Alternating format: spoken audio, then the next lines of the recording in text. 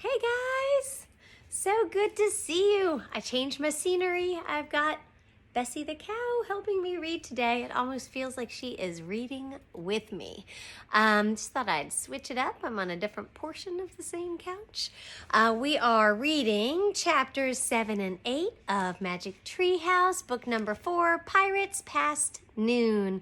It's a book series by Mary Pope Osborne, and we are reading it with permission from Scholastic Publishing Company. Thank you, Scholastic. Okay, so Chapter 7, for those of you following along, is on page 41. And if you don't remember, we'll just kind of have a recap. The end of the last chapter was where Jack and Annie realized that the island they landed on was shaped like a whale. And that's what the treasure map was telling them about, looking for a whale to find the treasure. All right, chapter 7. I'll get cozy. You know, Miss Scanlon likes to get cozy. Okay, you ready, Bessie? Okay. Chapter 7, Gales a-blowing. So the treasure must be under that rock, said Annie. Right, said Jack. Now we just have to get back to the island. We'll show Captain Bones where the treasure is. Then, while all the pirates are digging, we'll sneak up to the treehouse and make a wish to go home, said Annie. Right.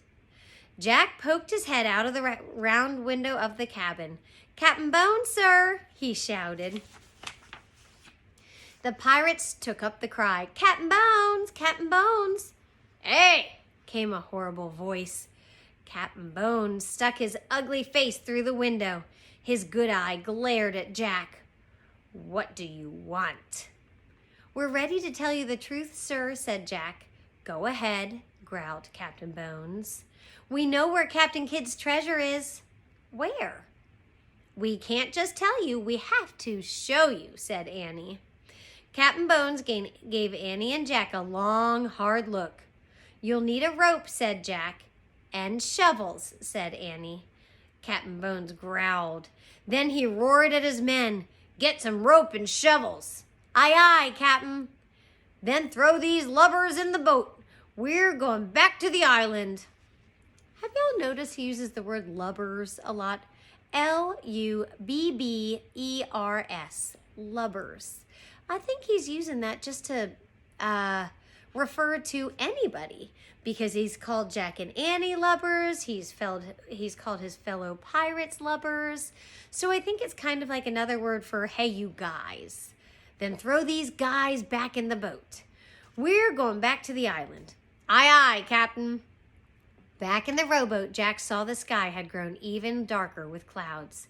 The waves were bigger. The wind was howling. Gales a-blowin', said Pinky. You'll see a gale if I don't get me gold today, by thunder, Captain Bones shouted. Row, dogs, row. That's another thing. He calls all his fellow pirates dogs a lot. The three pirates battled the waves until the rowboat reached the island.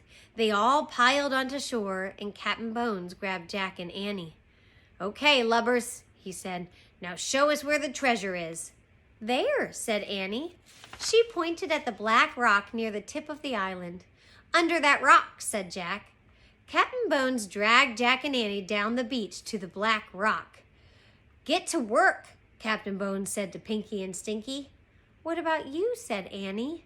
Me? Work? Captain Bones chuckled. Jack gulped. How could they get away from him? Don't you think you should help your friends, he said. Captain Bones gave Jack a horrible grin. Nah, I'm going to hold you two till there's treasure in me hands. Chapter 8. Dig, dogs, dig. Pinky and Tinky. That's not what it says. Pinky and Stinky tied their rope around the big rock. The wind howled. The two pirates pulled and pulled and pulled. They need help, said Jack. Let the dogs do the work, growled Captain Bones. You're not very nice to them, said Annie. Who cares? Roared Captain Bones. Captain, we got it, shouted Pinky. They started pulling the rock across the sand. Now let's dig where the rock was, said Jack. All of us. But Captain Bones ignored his suggestion. "Dig, you dogs," he shouted. Pinky and Stinky started to dig. The wind blew even harder. There was going to be a thunderstorm. "Ow, I got sand in me eyes," Pinky whined. "Ow, me back hurts," Stinky cried. "Dig," shouted Captain Bones. He held Jack and Annie with one hand, and with the other he pulled out the gold medallion. He tossed it at the two pirates. It fell into the hole. "Dig for more of these," he said. "Squawk!" "Look," Annie said. Polly was back. She was circling above them. "Go back!" she squawked. Stinky and Pinky looked up at the parrot and scowled. "Dig!" shouted Captain Bones. "A big storm is coming, Captain," said Pinky. "Go back!" said Polly.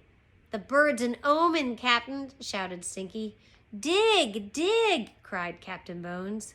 "Go back!" squawked Polly. "The bird's warning us," shouted Pinky. "We've got to get to the ship before it's too late."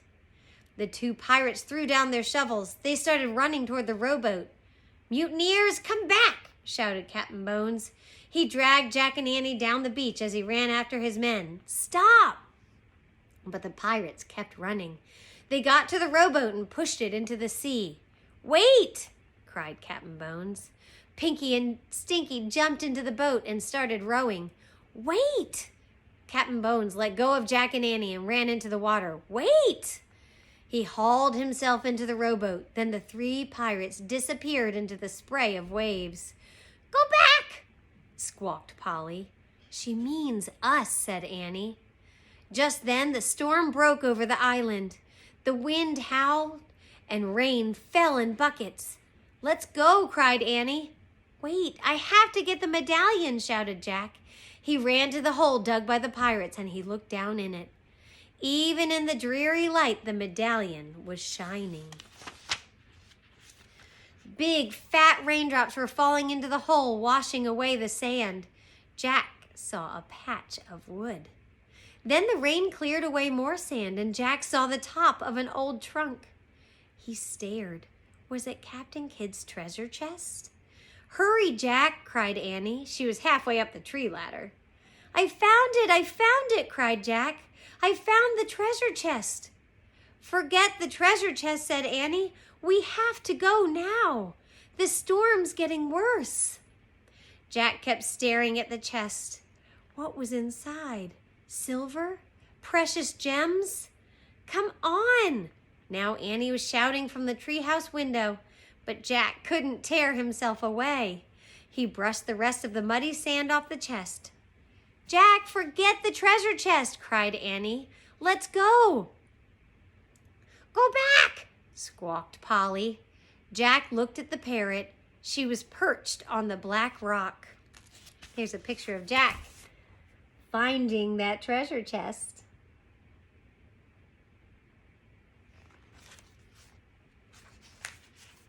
He stared into her wise eyes. He thought he knew her from somewhere else.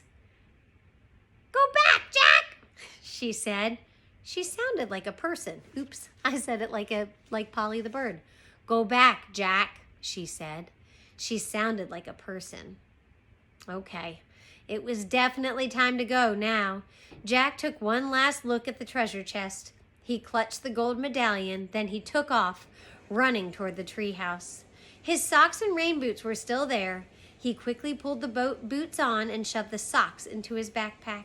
The rope ladder was dancing wildly in the wind. Jack grabbed it. The ladder swayed as Jack climbed. He was tossed this way and that, but he held on tight. At last, he pulled himself into the treehouse. "Let's go," he cried. Annie was already holding the Pennsylvania book. She pointed to the picture of Frog Creek. "I wish we could go there," she shouted. The wind was already blowing hard, but now it blew even harder. The treehouse started to spin. It spun faster and faster. Then everything was still, absolutely still. I'm going to check something. That's the end of the chapter that we were on. I'm going to check something back in the beginning in the table of contents. Because it doesn't seem... Oh, no, there's plenty left. All right, so we just finished chapter 8. So we still have 2 chapters left, which I will be reading to you next time. Chapter 9 is the mysterious M. We've gotten a lot of mysteries in this book. Who, raise your hand if you would have stayed and tried to uncover that, what was inside the treasure chest. I mean, what an opportunity that Jack had to miss. But Polly was really trying to tell him something, and it's very interesting how her voice changed from a squawking of a bird to a real person voice that he feels like he remembers. I think that might be a clue. All right, guys, until next time, you guys have a wonderful night. Love you.